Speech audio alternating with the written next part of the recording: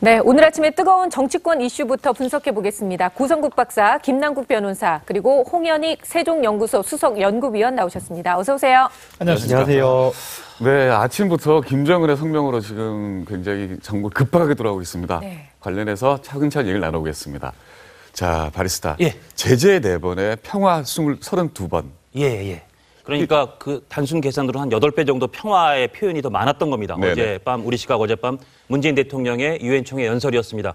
어젯밤에 그 생중계로 들으신 분도 계시겠지만 문재인 대통령의 연설 주요 장면부터 듣고 이야기 나누겠습니다. 나는 유엔 안보리가 유례 없이 신속하게 그리고 무엇보다도 만장일치로 이전의 결의보다 훨씬 더 강력한 내용으로 대북 제재를 결의한 것을 높이 평가합니다.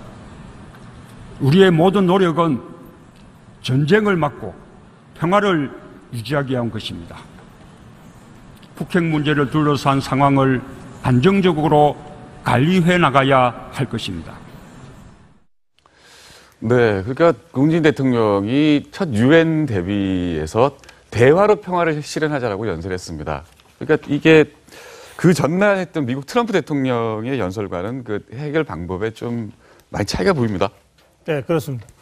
트럼프 대통령이 뭐 완전한 절멸이라고 하는 굉장히 강한 어조로 유엔 연설을 했는데 비해서 우리 대통령은 평화를 굉장히 강조하는 연설을 했습니다. 근데 평화라고 하는 것은 뭐 전 인류의 보편적인 최상의 가치이기 때문에 우리가 북한에 제재를 하는 것도 평화를 실현하기 위해서다. 뭐 이렇게 이제 설명을 한 거니까 네. 저는 평화를 강조한 것이 잘못됐다고 생각하지 않습니다. 네. 그러나 이 외교라고 하는 건 늘 현실 속에서 움직이는 것이기 때문에 지금 대통령도 표현했다시피 사상 최고의 대북 유엔 제재가 만장일치로 진행되고 있는 상황에서 아무리 원론적인 얘기라고는 하지만 평화를 제재보다도 무려 뭐 대여섯 배 이상 그 빈도수가 높게 강조를 한 것은 뭔가 대북 제재의 국제 공조에 조금 다른 나라 이렇게 미국이나 일본한테는 뭔가 다른 의미로 다가갈 수가 있다는 점이 있습니다. 그러니까 유엔 총회 직후에 한미 정상회담, 한미일 정상회담이 연속해서 지금 이제 이루어졌는데 지금 이루어지고 있는데 이런 상황에서 그 우리로서는 가장 중요한 우방인 미국이나 일본이 과연 문재인 대통령의 유엔 총회 연설을 오해 없이 그렇게 잘 받아들였을까? 이런 점에서는 다소 좀 걱정되는 부분이 없지 않아 있습니다. 네.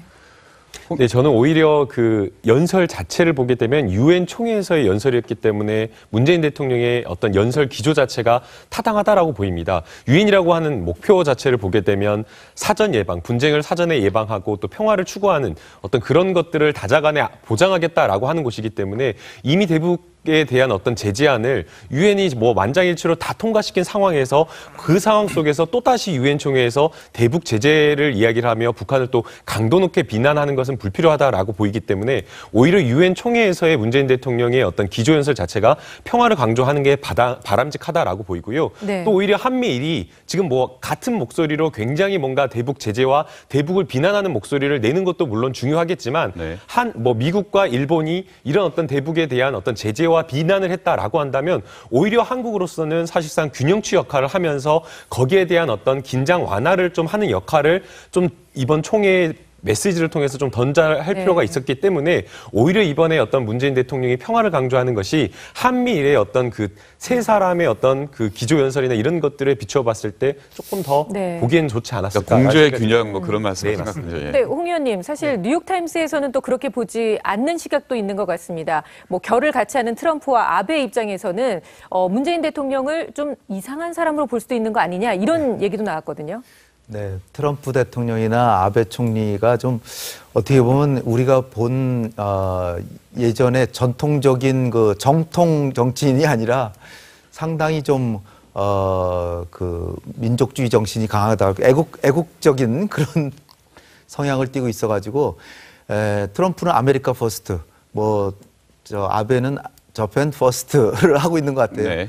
우리 대통령께서는 저 장소가 유엔이라고 하는 장소이기 때문에 유엔은 한 나라의 그 어떤 민족적 국가적 이익보다는 그것을 약간씩 양보해 가면서 국제 평화와 호의적인 협력을 하자 이렇게 해서 만든 기관이기 때문에 거기에 가서 하신 연설로는 대통령께서 사실 정도를 간 거다 이렇게 네. 생각이 되는데요. 제가 볼 때는 이제 그 고심에 고심을 해서 여러 가지 그 코드를 이렇게 삽입해서 메시지를 던진 거다 이렇게 보는데 일단 지금 대통령이 제일 중시하는 건 한미 공조 같아요. 그래서 안보리 제재가 전례 없이 강력하고 만장일치로 통과된 거 만장일치 아마 따옴표가 있을 것 같아요. 네. 중국과 러시아도 찬성했다. 그러면서 이 그 트럼프 대통령이 추진하고 있는 대북 강경 기조를 일단은 승인하고 찬성한다라고 하면서 그럼에도 불구하고 그 다음부터는 이제 당신이 하시고 싶은 얘기를 이제 하시는 거죠. 한반도의 특수 상황을 얘기하면서 촛불혁명으로 탄생한 정부이고 또 본인의 이제 경험을 얘기하면서 전쟁통의 피난 와중에서 이제 또 태어났다라고 이제 하면서 다시 전쟁은 있어서는 안 된다.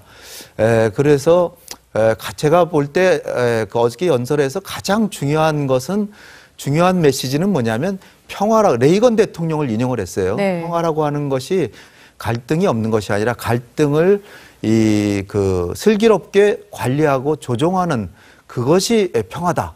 그 얘기는 뭐냐면은 북한의 행태가 아주 못됐고 비난받아 마땅하고 거기에 대해서 온 세계의 모든 나라가 규탄하고 있지만 그것을 해결하는 데는 슬기롭고 또 대화와 외교를 방법을 해야 된다 이렇게 하는데 결국은 트럼프 대통령의 비위를 상하지 않으면서 우리의 국가 이익이라고 볼 수 있는 전쟁은 막아야 된다. 그 메시지를 네. 전쟁 얘기는 안 하면서 평화라는 말로 이렇게 얘기한 것이다. 저는 이제 두 분 말씀이 그러니까 유엔 총회 연설로는 상당히 잘된 연설이다 이런 평가 아니십니까? 네. 뭐 저도 유엔 연설만 딱 떼놓고 보면 우리 대통령으로서 뭐 충분히 할 수 있는 연설을 했다고 생각합니다. 그런데 이게 유엔 연설만으로 북핵 문제 해결되는 거 아니잖아요. 물론 시기와 상황에 따라서 같은 메시지도 표현을 달리할 수밖에 없는 거죠. 그러나 또 동시에 우리 입장에서는 유엔 연설 다음에 한미 정상회담 그리고 한미일 정상회담 1년의 이 과정이 우리로서는 국위 외교인 것이고 이 1년의 외교를 통해서 북핵 문제를 해결하는 것이 중요하지 않습니까? 자, 그런데 외교는 상대가 있는 것이니까 미국 대통령이나 일본 총리가 지금 홍현익 위원 말씀하신 대로 네. 좀 굉장히 보수적인 사람들이고 또 애국주의가 충만한 사람들이라 하더라도 어쨌든 그 사람들을 상대로 풀어야 되는 게 우리의 현실이거든요.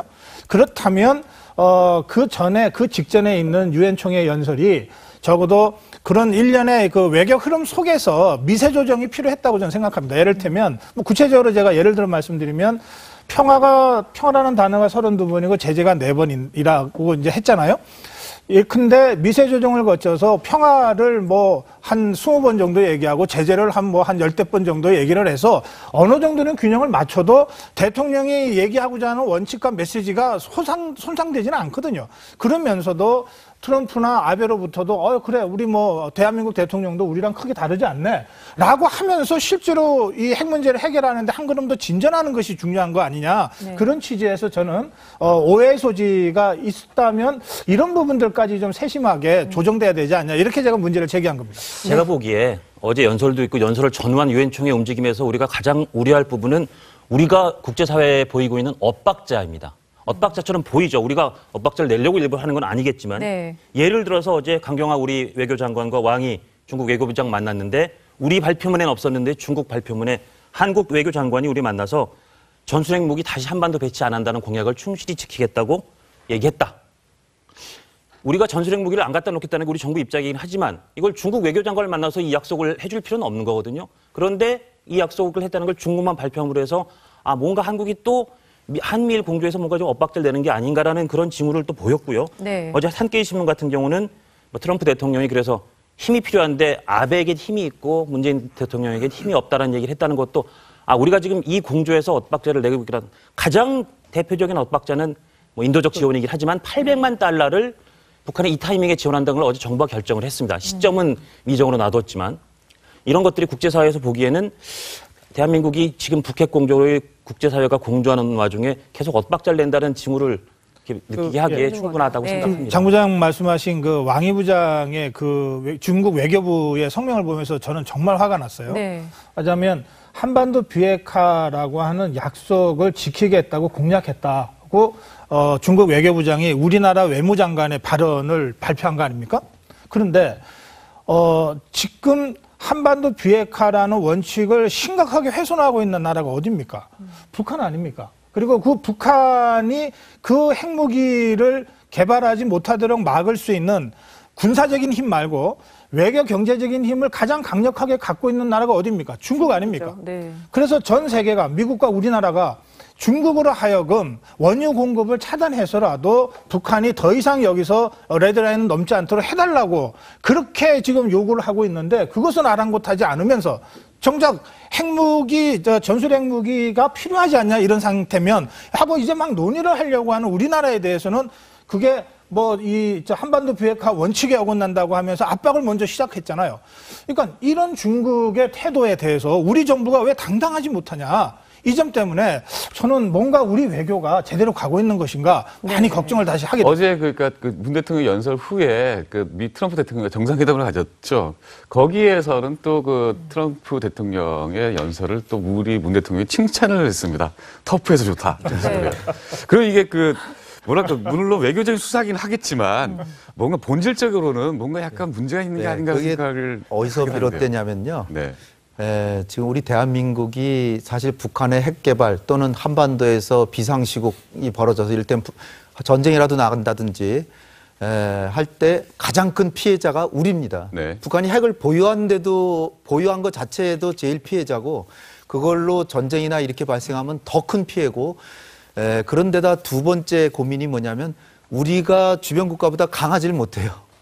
참 애석하죠. 네. 미국이나 중국이나 일본이나 러시아보다 아무래도 국력이 거기에 미치지 못하는데 가장 피해는 보고 있고 당사자이고 그런데 여기서 지금 우리 대통령이나 우리 정부가 고민하는 게 뭐냐면 두 가지입니다. 하나는 진짜로 우리가 아베나 트럼프한테 완전히 공조해서 유엔 연설도 아주 강경하게 트럼프 못지않게 이렇게 했을 때 자칫하다가 미국은 뒤로 빠지면서 남북한 간의 전쟁이 될 수도 있다는 거죠. 네네. 대통령이 걱정하는 게 첫 번째가 그거고 두 번째는 또 이렇게 강경하게 하다가 트럼프가 원비어 석방에서 보듯이 조셉 윤이 또 오슬러 가가지고 최선희도 만나고 굉장히 강하게 하면서 또 물밑에서 또 대화하는 게 미국이에요. 그래서 우리도 그 정도로 야가야 되는 거다 그죠. 네. 그래서 너무 강력한 입장을 하다 보면 북미 간에 전격적으로 타협해가지고 94년에 보듯이 통미봉람의 굴레에 또 빠질 수가 있어요. 그러니까 그 두 가지를 다 조심을 해야 되고 힘은 또 세계에서 13등이지만 주변 거보다 약한 이런 상황에서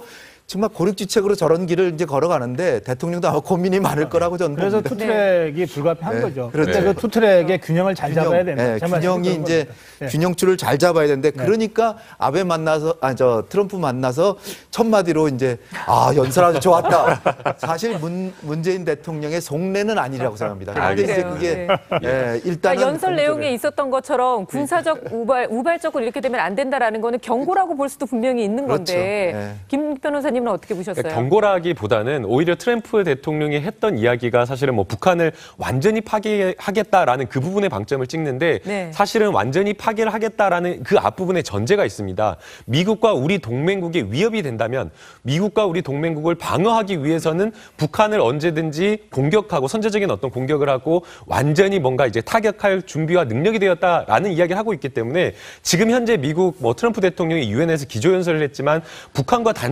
단박에 지금 전쟁을 하겠다라는 그런 메시지를 던진 것이 아니고요.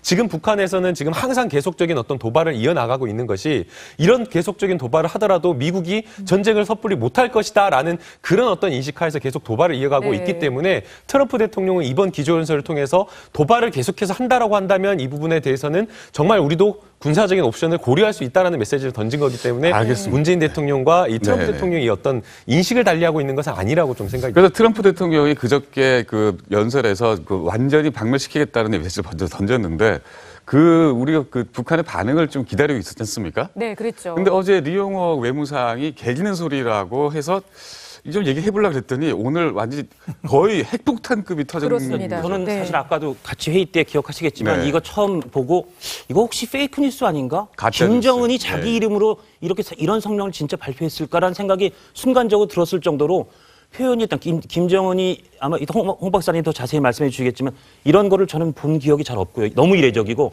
표현이 너무 격합니다. 그리고 구체적으로 내용이 어떻게 좀 한번 정리해 주시죠. 간단히 그것만 짚어보면 예, 트럼프가 선전포고를 해왔으니 그에 상응한 사상 최고의 초강경 대응 조치 단행을 신중히 고려할 것이다. 그리고 나는 북한을 대표하는 사람으로서죠. 우리 국가와 인민의 존엄과 명예 그리고 나 자신의 모든 것을 걸고 우리 공화국의 절멸을 죄친 미국 통수권자의 망발에 대한 대가를 반드시 받아낼 것이다. 수사학적 표현이 아니다. 트럼프가 무엇을 생각했든 그 이상의 결과를 보게 될 것이다. 반드시 불로 다스릴 것이다. 네. 아우, 저는 이거 너무 섬찟합니다. 홍 의원님, 그 북한 최고 통수권자, 그가 자기 이름으로 성명을 발표한 게 전례가 있습니까? 저도 거의 유례가 없는 것 같고요. 네, 그렇군요. 저도 이제 비슷한 느낌을 받았어요. 네. 이거 혹시 그냥 누가 그냥 다른 사람이 상상으로 쓴 게 아닌가 그렇게 예, 했는데, 근데 조선중앙통신에서 이 나온 거 보니까 이게 사실인 것 같은데요. 일단은 트럼프 대통령이 한 가지 빌미는 준 것 같아요. 뭐냐면은 과거에 그 미국의 보수 지도자들, 보수적인 지도자라고 할지라도 북한의 정권과 주민은 이제 분리를 했습니다. 그래서 정권에 대해서는 교체, 이를테면 제일 강력했다고 하는 게 레이건이나 이제 부시잖아요. 부시, 예. 아들 부시. 그때는 이제 정권을 교체시키겠다. 그것이 이제 다른 말 할 거 없죠. 김일성, 김정일, 김정은만 제거하면 되는 거니까 네. 이렇게 생각한 건데 트럼프가 얘기한 게 이번에는 뭐 미국과 동맹국을 지키기 위해서라는 이제 전제 조건이 있지만 북한을 완전히 파괴시키는 totally destroy라고 그랬는데 거기는 주민이 다 포함되잖아요. 네. 그러니까 김정은이가 이 교묘하게 거기를 파고든 것 같아요. 네. 이게 김정은이 스스로 얘기하는 게 우리의 정권을 교체하거나 제도를 전복하겠다는 위협의 테두리를 벗어나 한 주권 국가를 완전히 괴멸시키겠다는 반인륜적 의지를 내세웠다 이거예요. 그러니까 북한 주민들에게 들어먹힐 얘기를 트럼프가 뭔가 여지를 남겨두게 트럼프가 된 거죠. 그 부분은 조금 좀 실수한 것 같아요. 북한 정권은 반드시 교체하겠다 이렇게 얘기를 했으면은 네, 괜찮은데 예. 북한은 완전히 파괴했다고 해서 근데 제가 또 다른 게 섬뜩한 게 뭐냐면 북한이라고 하는 국가와 인민의 존엄과 명예 그리고 나 자신의 모든 것을 걸고 트럼프가 뭘 기대했다 그러면 그 이상을 반드시 보게 해줄 것이다. 그리고 불로 다스릴 것이다. 그 다스린다는 게 불로 다스린다는 거니까 내용 자체를 보면은 정말 거의 선전포고 수준인데 그러나 뭐 북한의 지도자라는 게 사실 국제정치는 힘의 세계이기 때문에 북한이 설사 이렇게 하더라도 아마 미사일 도발 같은 건 또 할 가능성은 충분히 있지만 네. 그렇다고 해서 군사행동을 정면으로 이를테면 괌에 대해서 진짜로 포위 사격한다든지 이거 한다건 자칫하면 정말 위험합니다. 그래서 그거는 아니라고 생각은 되지만 어쨌든 우리가 예의주시해야 된다. 예, 단순 수사학이 아니라고 그랬는데요. 고 박사. 저는 아주 이례적인 거의 네. 처음 있는 그 김정은의 그 성명을 보면서 한 서너 가지 생각이 동시에 확 들더라고요. 첫째는 김정은이 우리가 알고 있는 것보다 국제 정세를 실시간으로 직접 보고 있는 거 아닌가. 네네. 이를테면 트럼프 대통령의 유엔 총회 연설에 대해서 각국의 반응이 굉장히 싸늘했습니다. 예. 그리고 뭐 미국 언론에서조차도 트럼프 발언에 지금 우리 홍 의원이 말씀하신 그런 대목들이 좀 지나치게 좀 많이 나갔다라고 하는 비판적인 것들이 있는 거예요.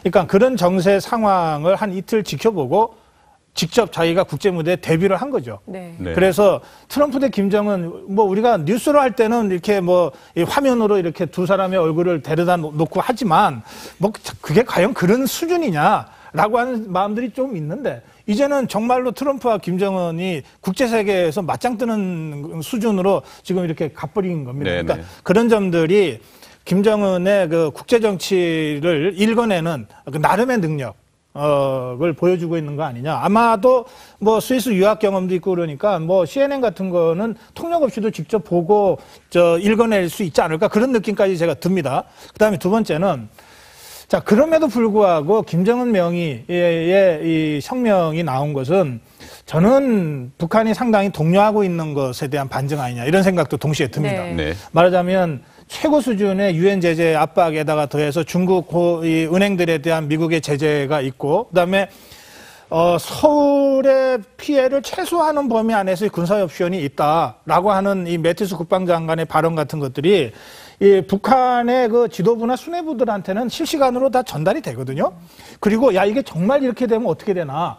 이게 뭐 정말 지도부만 싹 도려내는 미국의 군사 행동이 있다면 그럼 나는 어떻게 되나? 네. 이런 동료들이 좀 있을 수 있다고 저는 생각합니다. 그러니까 김정은이 직접 나서서 트럼프와 맞짱을 뜨고 이러면서 지금 내부를 단속해 가려고 하는 의도는 혹시 없는가? 뭐 이런 여러 가지 생각들이 있는데 이게 워낙 그 초유의 일이기 때문에 이 상황이 정확하게 어떤 상황인지는 조금은 더 여러 가지 종합적인 정보를 좀 봐야 될 것 같습니다. 네. 하여튼 뭐 그 북한이나 김정은이 저희 뉴스 퍼레이드 시작하는 시점에 계속 많은 걸 쏟아붓고 있습니다. 미사일도 이쯤에 쏟고 네. 그리고 성명서도 우리 시점에 또 그렇죠. 처음으로 내고 사실 혹시 어제 이 뉴스 프레드를 계속 보고 있는 거 아닐까요? 그럴 수도 있을 것 같습니다. 그러겠네요. 김 변호사님은 어떻게 보셨어요?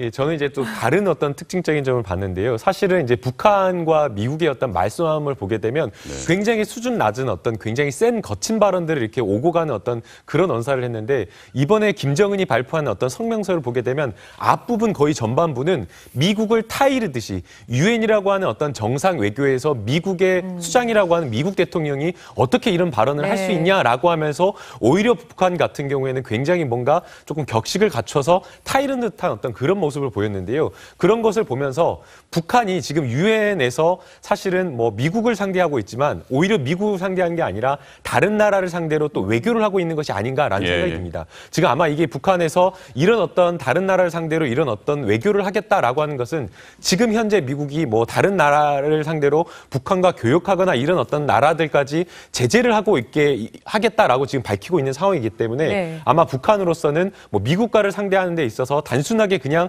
힘 대 힘 이런 어떤 그런 싸움만 가는 것이 아니라 정말 외교적인 어떤 지지나 이런 것들도 필요하다라는 그런 측면에서 아마 보고 있는 것으로 보이고요. 그렇기 때문에 이제 이번에 이제 북한의 이제 성명이 아마 유엔 총회 발언이 있을 것으로 생각이 되는데 아마 이번 발언도 어떻게 보면은 과거에는 굉장히 어떤 그 비난에 맞춰서 센 어떤 미국에 대한 비난을 할 것이 아닌가라는 또 이야기를 하겠지만 오히려 저는 조금 미국에 대해서 조금 더 수준 높게 그런 어떤 외교적인 어떤 격식을 갖춰가지고 기조연설을 하지 않을까, 연설을 하지 않을까 그런 좀 생각이 듭니다. 그렇군요. 네. 네.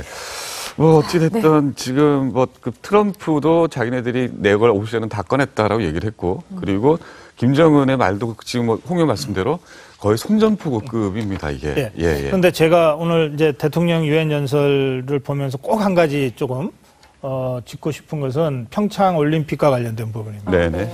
그러니까 대통령이 평화를 주제로 한 유엔 연설이었기 때문에 더욱이나 평창 올림픽이 촛불에서 평창으로 그래서 평화로 이런 컨셉을 갖고 연설을 한 것은 그 자체로도 뭐 저는 완성도가 높다고 봅니다만 거의 어제죠. 노태강 문체부 차관이 평창올림픽에 북한 선수단 참여 가능성이 좀 더 높아졌다. 장홍 IOC, 북한 IOC 위원장의 발언이 네. 석 달 전에는 스포츠보다 정치가 위다. 정치부터 안 풀고 무슨 스포츠냐라고 했는데 이제는 정치와 스포츠가 별개다라고 메시지가 좀 바뀌었다. 이렇게 지금 조심스럽게 전망을 내놨습니다. 그렇다면 평창 올림픽 그리고 대통령이 이렇게 국제 무대에서 이것을 굉장히 강조하고 있는 걸로 봐서는 뭔가 평창 올림픽에 북한 선수단이 부분적으로라도 참여하는 방식으로 남북 간의 대화가 재개되고 교류가 재개되면서 지금의 아주 최고도로 올라간 군사적 긴장이 조금은 전환이 될 수 있는 계기가 될지 않을까 이런 희망을 우리 대통령이 갖고 있고 정부가 갖고 있는 것 같고요. 저는 뭐 일리 있는 그 진단이다. 라고 저는 생각하고 또 이런 방식의 가능성에 대해서도 우리가 좀 열어두고 볼 필요가 있겠다 이런 말씀드립니다. 저 한 가지 궁금한 것 좀 여쭤봐도 될까요? 그 대통령의 연설에서 촛불혁명이라는 얘기가 계속 나온 것에 대해서는 우리가 또 어떻게 바라볼 수 있을지. 왜냐하면 우리나라의 국민들이 이뤄낸 성과이기도 하지만 또 한편으로는 국가적인 상처이기도 한데 그 부분에 대해서는 어떻게 생각하시는지 좀 조심스럽게 여쭤보고 간단히 싶습니다. 저도 어제 연설을 네. 생방송으로 보면서 네. 촛불이라는 단어를 대통령께서 여러 차례 사용하셨는데 아마 대한민국 국민들이 듣기에는 그 일관된 메시지가 잘 느껴졌을 텐데 일단 국제사회에서 저런 촛불이라는 단어가 여러 차례 사용되는 게 제대로 이해될까 하는 그런 걱정도 하나 들었고요. 둘째로 좀 말씀하신 것처럼 어쨌든 현직 대통령을 탄핵하던 촛불 혁명이라는 표현을 쓰는 지금 이 정부에서는 그 일련의 과정이 자랑스럽게 생각하는 사람도 있지만 아프게 생각하는 사람도 있기 네. 때문에 네. 그거가 자랑스럽게 생각하는 사람들만의 이야기처럼 국제사회에서 특히 유엔 연설에서 한 게 과연 아주 지극히 적절했는가는 저는 이게 물음표가 네. 들었습니다. 국제사회에서 우리나라를 보는 시선이 달라졌다라고 합니다. 그 이유 자체가 이 촛불 집회 때문이라고 하는데요. 그렇군요. 사실상 국가적인 어떤 뭐 탄핵 사태를 뭐 폭력이나 이런 것에 의하지 않고 평화적인 어떤 촛불 집회에 의해서 했다라는 것에 의해서 외신들이 우리나라를 보는 시각 자체가 완전히 달라졌기 때문에 아마 문재인 대통령이 그런 부분을 캐치를 해서 촛불, 우리나라를 바라보는 이 촛불 집회에 대한 그런 메시지, 평화적인 어떤 메시지를 이번 유엔 총회에 담고자 한 것이 아닌가라는 생각이 네. 노엄 촘스키라는 이제 미국의 석학이 2차 세계대전 후에 민주화 산업화를 동시에 이룬 나라는 한국이 유일하다. 이게 87년 6월혁명을 갖고 얘기하는 거거든요.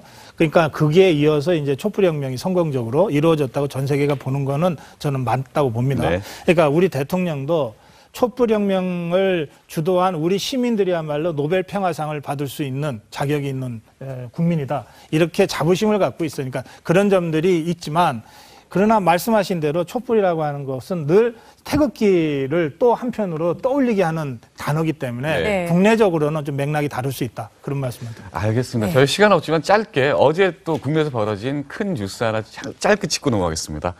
대법원장 그 인준에 통과가 됐습니다. 여기에 대해서 저 고 박사님하고 그냥 한마디씩만 짧게 논평하고 넘어가시죠. 예. 그 어제 보면 대통령이 직접 나서고 집권당의 당대표, 원내대표 할 것 없이 모든 사람들이 나서서 어쨌든 인준안 처리를 했습니다. 그러니까 다 나서서 간신히 160석을 얻어서 뭔가를 할 수 있는 겁니다. 그래서 협치가 아니면 문재인 정부가 아무리 대통령의 지지율이 높아도 또 시민들의 지지가 높아도 국회에서의 협치가 아니면 할 수 있는 건 아무것도 없다라고 하는 것이 그 어제 다시 밝혀진 겁니다. 예, 그런 점에서 저는 김명수 대법원장 인준을 계기로 대통령과 여당이 정말 열린 협치로 좀 좀 성큼성큼 이렇게 걸어나가는 모습을 오늘 밤에 대통령이 들어오면 여야 대표들을 만나면서부터 그 협치의 발걸음을 본격적으로 시작했으면 좋겠습니다. 김 저도 변호사께서 짧게 말씀드리면 뭐 앞으로 있는 개혁 입법 과제, 뭐 부동산 세제 개편이라든지 아니면 복지 정책을 확대한다든지 아니면 방송법 개정안이라든지 여야가 보는 시각 자체가 극명하게 다릅니다. 그렇다고 한다면 다르다라는 것을 인식하고 여당이 현재 지지율이 높기 때문에 그리고 여당이 개혁 입법 과제를 끌고 나가야 되기 때문에 좀 더 야당의 목소리를 듣고 좀 더 낮은 자세로 야당을 찾아가서 야당을 설득하는 네. 이번과 같은 모습을 앞으로도 좀 계속 보여줬으면 좋겠습니다. 네, 알겠습니다. 홍 의원님.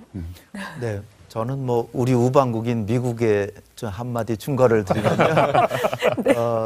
이 북미 간의 관계에서 사실 미국은 경제력으로 보면 북한의 한 600배 이상 강하고요. 핵무기 북한이 비록 개발했다고 그러지만 북한이 15개라면 미국은 5,000개 갖고 있습니다. 그래서 사실은 미국이 트럼프하고 김정은을 나란히 세워놓고 서로 맞상대를 하면은 미국은 산술 평균으로 볼 때 30분의 1로 추락하는 거고 북한은 30배 강한 나라가 돼버려요. 그러니까 미국의 지금 동아태 담당 차관보도 지금 임명하나 했는데 동아태 담당 차관보가 얘기하는 것이 김정은이 맞상대가 돼야지 트럼프하고 직접 네. 왔다 갔다 하는 건 네. 미국으로 볼 때 체면이 손상되는 일이다. 이걸 좀 잘 생각해 봤으면 좋겠습니다. 알겠습니다. 저 북한 김정은의 성명서의 의미 그리고 또 그 대법원장 그 인준 통과에 대한 의미 오늘 하루 내내 TV조선에서 정리해 드리겠습니다.